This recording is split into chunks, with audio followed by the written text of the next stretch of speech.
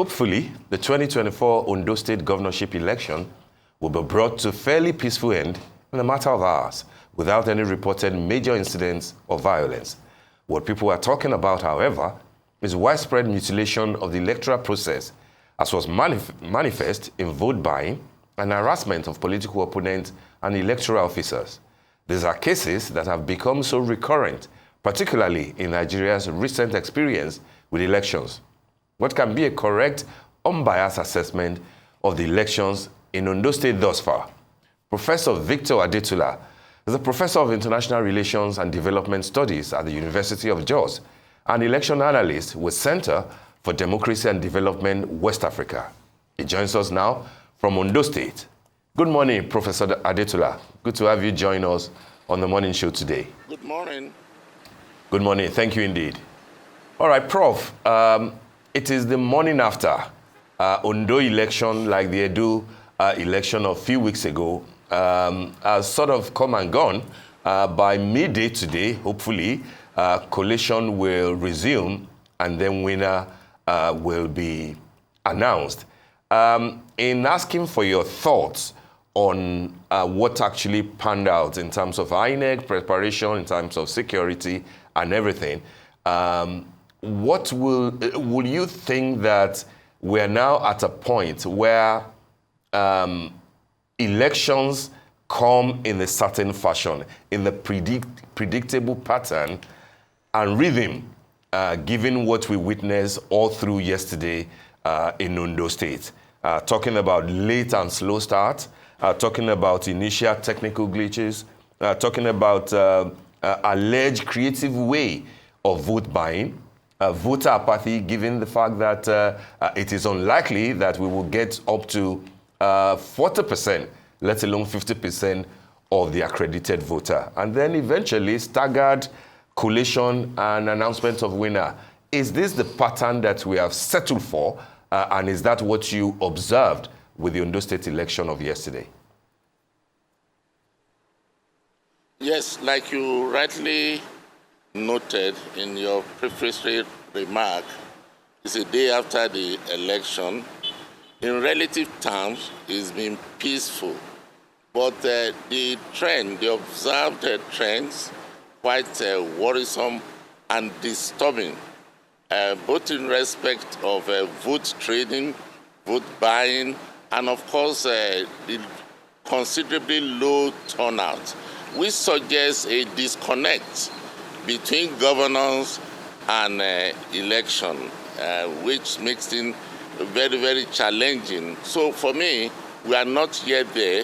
It is possible to argue that there have been some, progress with respect to the level of preparedness, but the outcome, even observing the processes, there have been very, very unpleasant development. We reflect low level in terms of electoral behavior generally.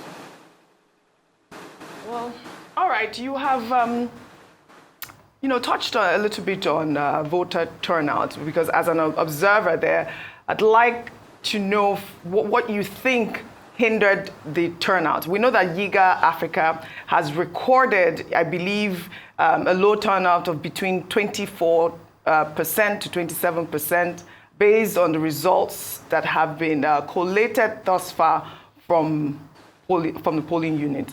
I'd love for you to actually review the voting process and to ascertain as to why there was such a low turnout of voters in this election. Yes, we must think seriously the context within which this election has happened. And majority of Nigerian citizens are not happy. They are not satisfied. They are not getting the expected dividend of democracy. Democratic rule has not translated into better way of living, improved well-being. Oh, there's hardship. Pointed questions were asked to some people we found, in some of the polling units.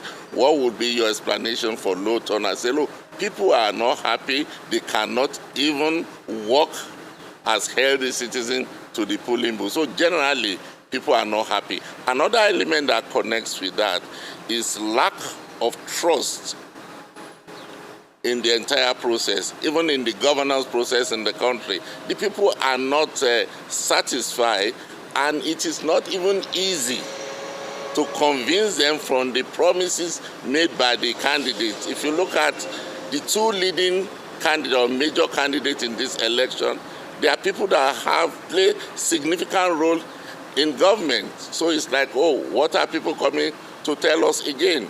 So generally, lack of trust in the process, lack of trust in government, the disappointment that is coming as a result of hardship, increasing progressive hardship, has made the people to lose faith in the process and not even committed to it. And that also connects with the high rate of vote trading that we have observed. We say, okay, we cannot wait for the promise of good life after election. Maybe we should settle for what we have now. One is not justifying the high rate of vote buying, but where things are with respect to the trend, that is the immediate response of the people. Let me have my immediate reward, since it's not likely that voting, participating or voting correctly or wrongly will translate to better life for me, which is disappointing. And that's why I talk about a disappointment around the electoral behavior generally. Thank you, Professor. Now, you've spoken a lot about this voter apathy, lack of trust in the system, lack of trust in even the candidates, possibly lack of trust in the electoral process itself. But in order to combat this apathy, what do you believe would need to be done, particularly when it comes to INEC's role in elections? What do you believe would need to be done to combat this voter apathy? And why do you believe that we saw differently in Edo State, which is another off-cycle election that was very recent? It seemed that voters were participating in that election. Do you think anything happened in Edo State that influenced how people viewed the elections in Ondo State? Of course, is the continuation of the same trend that was observed in the case of Edo, maybe at a very, very high level. But let's come back to the first part of your question that connects with the role of INEC. Evidently, INEC is the face of election in Nigeria, and that puts a lot of responsibility on INEC as the key election management body. There are rooms for improvement, even though some progress has been made. INEC needs to collaborate with other relevant critical stakeholders to improve civic and political education. But no matter how much of education that is put, if the well-being of the people not addressed, if issues that concern governance will translate to improve well-being for the majority of the people, the apathy will so remain. Because when the chips are really down, the people are measuring governance in terms of improved welfare, improved well-being, their ability to live like human beings. So I do agree that INEC and other critical stakeholders have major role to play in terms of educating the people and raising awareness. But beyond INEC, even the political parties, they have to change their narrative. It's not about giving money, but explaining to people and doing what is right. I think that will improve and change what we have today as a dominant electoral behavior to what we desire, where people can make objective judgments of issues and vote accordingly. All right, Prof.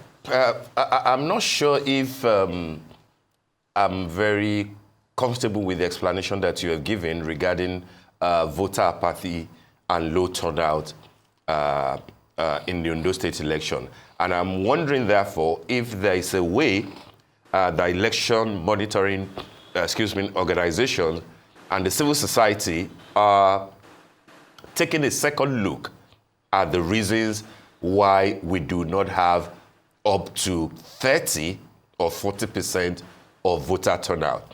And I know for a fact, Adetula, my colleague here, made a reference to Edo State. But Young Africa said that it was 24% voter turnout in September in Edo State. Same Young Africa is projecting between 22, 24, and 27% for this Ondo state election. If you cast your mind back to Anambra in 2021, to Kogi after that, it is around the same region.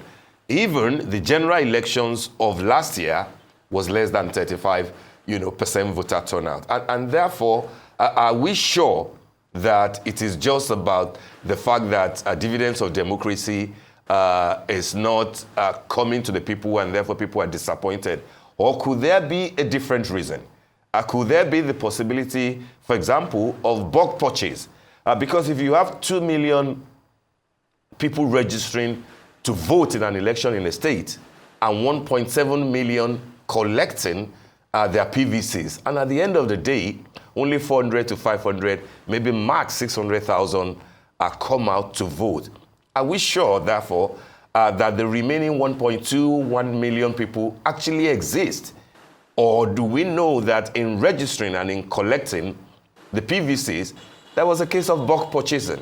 Because what will explain why every time we have a very low turnout? What will be the motivation to go out of your way to go and register, out of your way to get captured and collect the card, and then on election day, you say that because the country is not working the way you like, you are not going to vote? What about the effort that you made in registering and in collecting the PVC? So are we therefore sure that the 2 million that we keep talking about for Ondo, for example, or the 1.7 million that collected actually exist in real terms?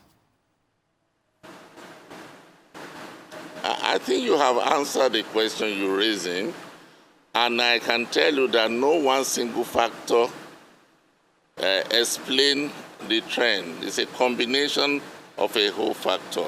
I have chosen to emphasize the context, that the context in which the election took place play very critical role. Of course, you can go ahead and collect your PVC in anticipation, but where we are today and those people we spoke with and they responded suggests that people are not generally happy. I'm not ruling out a lot of technical hitches. I'm not ruling out corrupt practices in the process, but they form part of the context. The outcome we have seen is such that people are ready to trade their votes rather than base their judgment on their conscience, rather than base their judgment on what you and I know is the link between election and governance. Rather than people go into electoral process to seek if they can change what is not working well, they decide to commercialize it. One is not standing in for any of the player in this regard, that maybe the technical processes have been generally good. Of course, there are issues at the technical level, but I chose to emphasize the context and the way the people have responded when we ask them directly, rather than impose one's opinion on what they feel. But I do agree with you, so many factors put together explain the apathy. And again, lastly, for me on this point, either from 1999 or thereabout, there have been a progressive decline in terms of the people's satisfaction with government. In the particular case of Ondo State, this is a state where the federal government, the APC government record a large, I would say quite significant proportion of the votes in the presidential election. from the people that we spoke with, the tendency of linking their poor situation with federal government was also there. For them, it doesn't matter either it is governorship or local government. What they know that we have voted for APC, and that adds to the way I present my explanation for the apathy. All right, before we let you go, Prof, are there things, I believe that you're on the ground in Ondo State, are there developments that you'd like to share with us? We know that by midday we will hear the pronouncement from the returning officer, INEC and everything. We're aware, of course, that the incumbent, Governor Adetula, is leading in 13 of the local government declared so far. But of course, we wait till the formal announcement is made. So before we let you go, are there any outstanding issues in Ondo, especially this morning, that you'd like to share with us, or is just calm everywhere? Yes, it's been calm around. People are still there are not so many people around on the street. And of course, one can explain that in the context of the history of post-election activity in Ondo State. Everybody wants to be careful that after the announcement, things still remain very calm and people are safe, because in the previous time, election of result has resulted in some spontaneous behavior. So generally, it's an uneasy camp. People want to be sure that things will remain calm, and one can understand why this is so, what they have seen in the past. So certainly after the election, after the announcement, there will be expectation. All right, Professor Victor Adetula, we want to thank you for your brilliant analysis on the Ondo State election. We await, of course, the result later today by this afternoon. Thank you indeed for joining us.